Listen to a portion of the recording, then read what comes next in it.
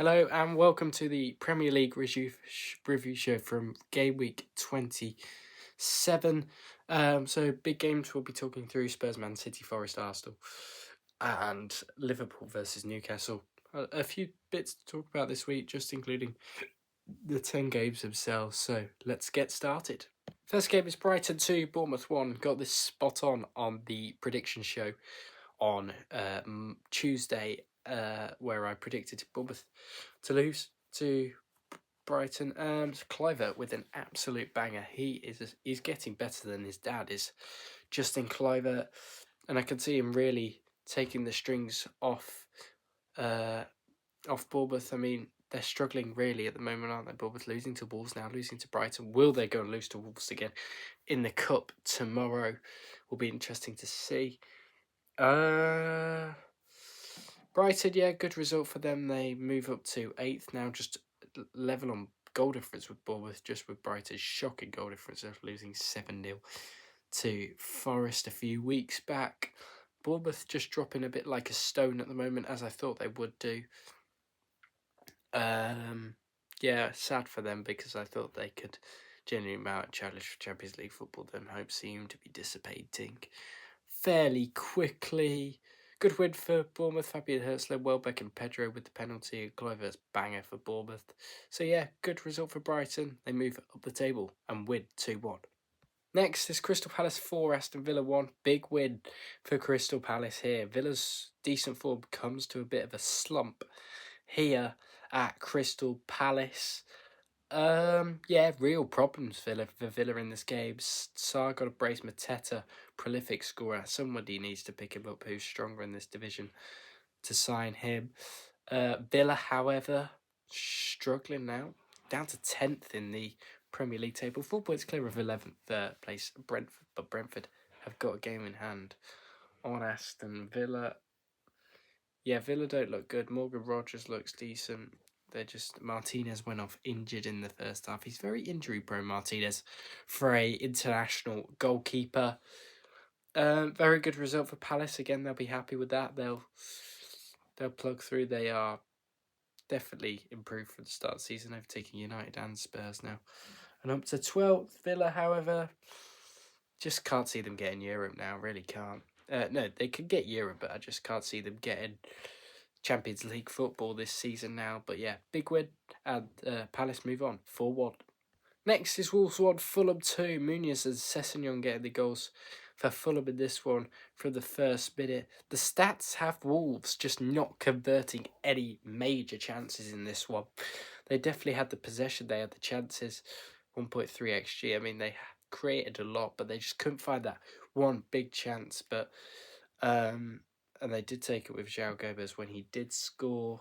Muniz, absolute brilliant goal scorer for Fulham.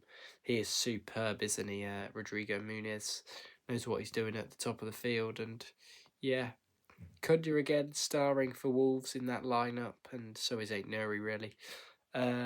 Table, however, Fulham move up to 9th above Villa, who lost to Palace. Yeah, very decent result for Fulham. They'll take that, they'll move onwards. And upwards, Wolves, a bit disheartened with that loss after their recent form. But they're still fine. Wolves will stay up, in my opinion, because the 3 teams are absolutely woeful behind them. Yeah, good result for Fulham. They move up to 9th and above Villa. Wolves will be fine. And it's another week, another day where Southampton have been absolutely battered. Yes, Chelsea beating them 4-0 this time. Even Christopher Nkunku scored, ladies and gentlemen. Even Mark Cucurella, the left back. Neto, Colwell. Brilliant Chelsea all-round performance. Maresca, this won't define Maresca's status at Chelsea, if you would like to call it that. Point off the top 4, still in the top 4 race, where Pochettino didn't get them last season. At Chelsea, they're just on a bit of poor form, in my opinion. Yes, Southampton's a win. Yes, West Ham's a winner. Yes, Wolves was a win, but they've been terrible apart from that.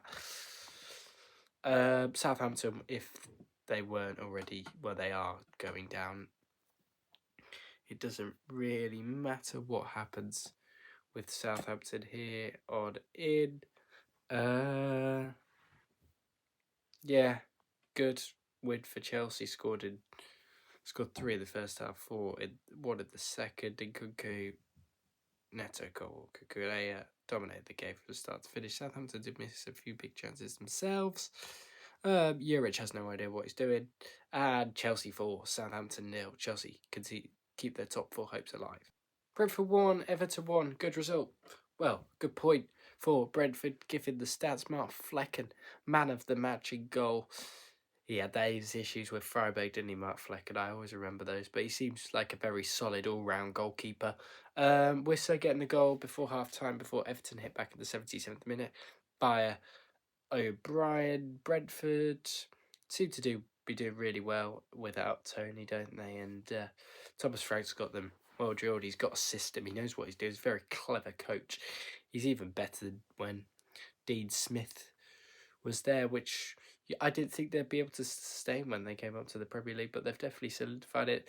Everton, the fact they are 16th with 32 points just speaks volumes and how competitive this Premier League is, apart if you take away the bottom 4 clubs in Wolves, Ipswich, Leicester and Southampton.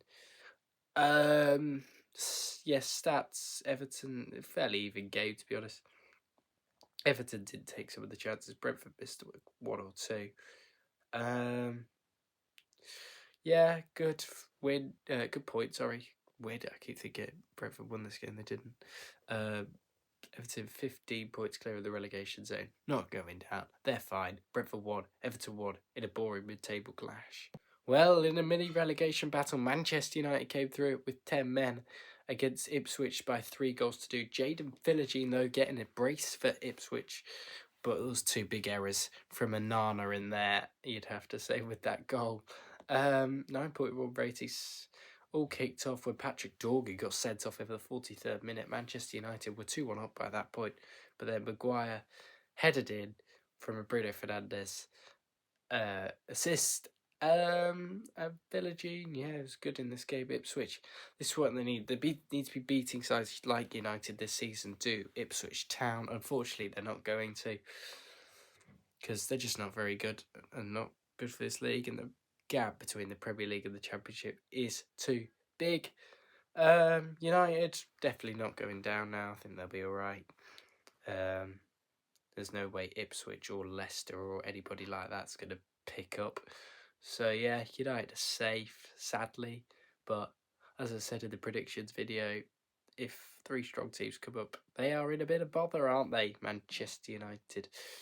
So yeah, good win for United. They move on and beat Ipswich 3-2. Forest nil, Arsenal nil. Quick review for this one. It wasn't a great game. Saliba man of the match. Stats wise, Arsenal had more of the chances, just can't finish. They didn't need a proper striker. Arsenal just generally crap. Forest held on well. Stern defence. Nuno's gotten well drilled. We all know what that's all about. Yeah, not much else to talk about apart from Forest the third and Arsenal the second and stay where they were. You can see now Man City getting into second place. But yeah, Forest nil, Arsenal nil. Spurs nil, Man City 1. Haaland with the only goal in this game, but there was a goal ruled out towards the end of the game, which would have got my prediction correct, and it was Erling Haaland. Again, Edison man of the match. Spurs played incredibly well in this game to compete with Manchester City with their so-called injuries that Big Ange likes to state. Yeah, Haaland, he is prolific. I don't care what anybody says. He's a great goal scorer when he's firing and fit. But yeah, City still aren't the finished article without Rodri, are they?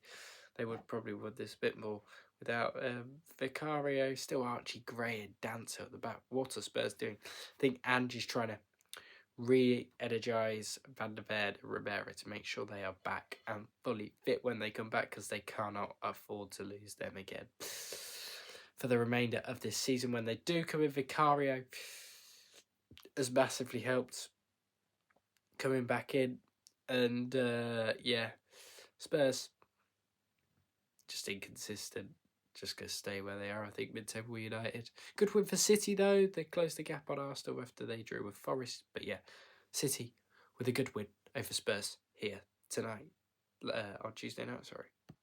Liverpool 2, Newcastle 0. Expected this one.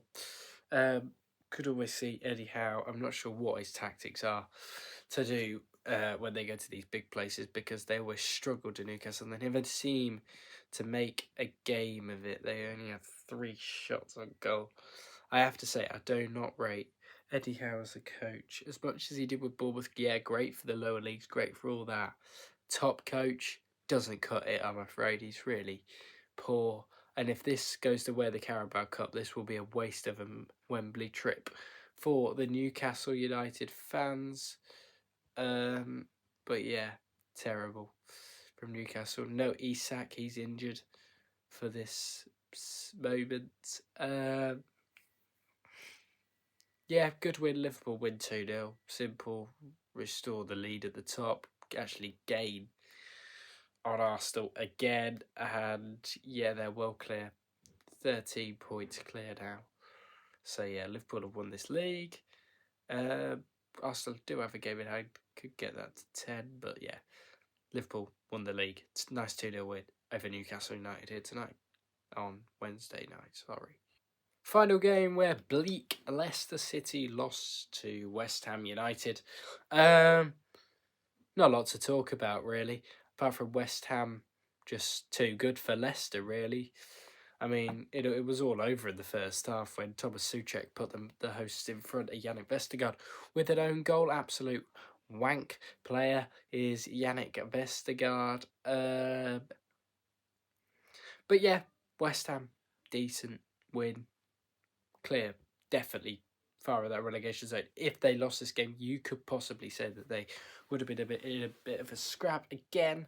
Not scoring many goals, West Ham. Not blowing Leicester away by like 4-5-0, which definitely could have done